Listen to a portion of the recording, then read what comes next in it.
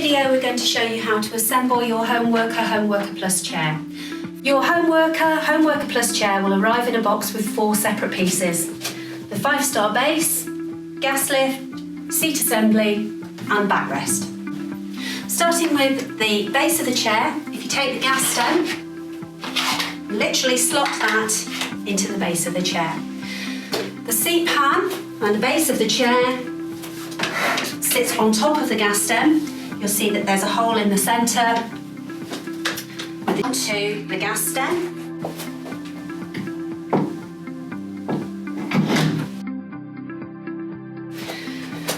The backrest of the chair slots into the space at the back, into this hole here.